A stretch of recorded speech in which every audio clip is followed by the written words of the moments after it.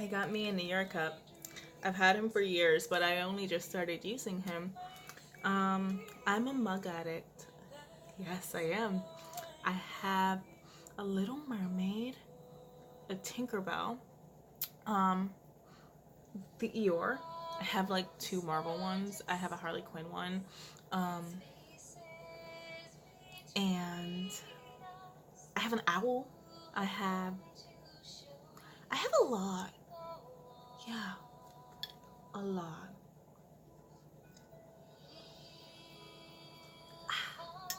I'm also that heathen that does two tea bags and leaves them in because yay caffeine. Green tea for the win. Yes. Hey guys, welcome back to the channel. So today's video I'm talking about, I don't know why I say where when I'm the one talking. Anyway, topic of today's video is sticking to a schedule. So here's the deal. As already established in the previous video, I had said that I suck at sticking to a schedule.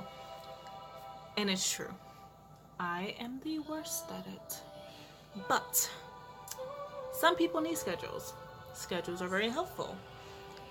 So, that's why I'm here. To talk about one of the many things I lack. And, it's always good to know your strengths and weaknesses, and I'm glad I know mine. My weakness is keeping to a schedule. I'm more of the, I'm gonna rush and do it at the last minute type of person, which isn't healthy. No, it's not. But anyway, the first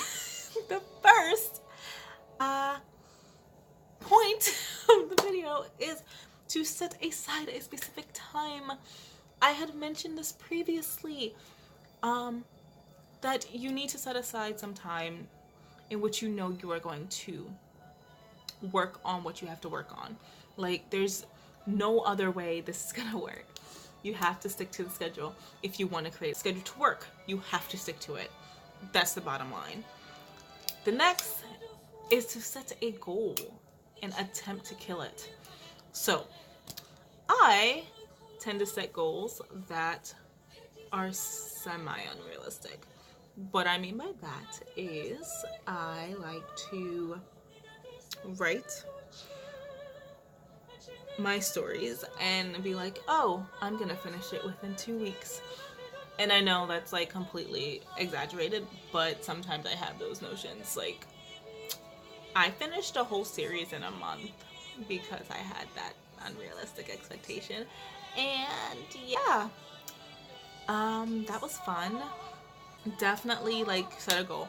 It'll keep you wanting to continue on your schedule because you see the results. It's not like with working out. I hate to use that, but with working out, you see the progression you see the results at a later date. With writing, if you stick into a schedule, you'll see it as it's happening. You go from 0 words to maybe your goal is like 2,000 words a day or during a session. So you go from that 0 to 2,000 to 4,000 to 6,000 to 8 to 10 and so on. So you see the immediate results of your schedule. Another third point would be turning off from social media and the internet. I don't mean like turn off completely, like shut off your Wi-Fi and all that. No. What I mean is literally having time where when you are writing, you do not get on social media. You do not browse the internet unless it has to do with what you're working on. For me, that's how I live. So social media for me, I'm on there, but I get on there when I'm posting something. I might browse around for like 10-15 minutes and then I exit off. The internet, I literally use Pinterest for when I'm looking at characters and character names, and I think that's really it. I mean, I have a couple other websites, but I don't get on those when I'm writing, mainly because they're not beneficial. So when I write, I like to make sure that everything I'm doing has to do with it, because again, I'm a huge procrastinator. So if I'm gonna sit here and procrastinate when I set in the time that I set aside, then what's the point of me setting aside that time?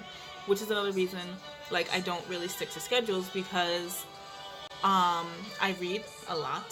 I don't know if I mentioned that in my previous video, but I do read a lot, and a lot of times the main reason why I don't stick to my schedules is because I'm trying to finish a book, which sounds like ridiculous, but if it's a really juicy book, I'm gonna want to read it, and I'm gonna want to get to the end and find out what happened. So yeah, books are literally my main books are literally my main reason for not sticking to schedules, although there is the whole procrastination thing. But books are like totally the fault. Like, they're so my fault. Anyway, yeah. So my third and final note would literally be to use a calendar, a note app, a dry erase board, anything like that to keep track of your tasks. So what I do is I have a, oh my god, that was horrible. I have a dry erase board, and on that board I write my task for the day. So I'll put to record a YouTube video and what the topic is going to be on. I also write how much I want to write for the day and what I am writing. So I have a vast amount of started works or completed works that I am in the process of editing. So depending on how my mood is, some days I'll work on one, so other days I'll work on multiple. It just depends, but I write it down because that way I can check it off or erase it as I go and as I finish. And honestly, that's one of the best things for me when it comes to my writing, because it keeps me accountable. Like, there's no way I cannot see the big, it's not big, but the board with my handwriting on it telling me what I should do. So that is very helpful. You can also, in the calendar, set reminders. So have it where it's like, hey, 3 o'clock, time to write, and make sure that you set another one for, okay, task completed. Or if you use the apps that I was telling you about, you can keep track that way. Also, when I was talking about getting off the internet, with turning off the internet, there are also apps where you can, where it tracks and monitors. One where it helps build trees, and another where it gives water to those who don't have.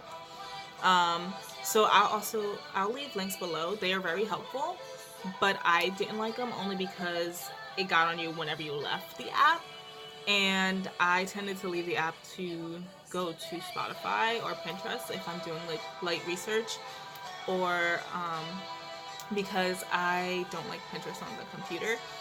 1 and 2, for Spotify, I changed my playlist based on what scenes I'm writing, so it is not very helpful if I'm going to change my playlist and it's like, oh no, you're so close to building a tree, or planting a tree, or getting someone water, and I'm like, I just want to change my music.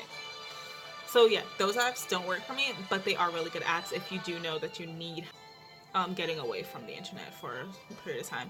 But yeah, honestly, those are my tips. Some of them work for me, some of them don't.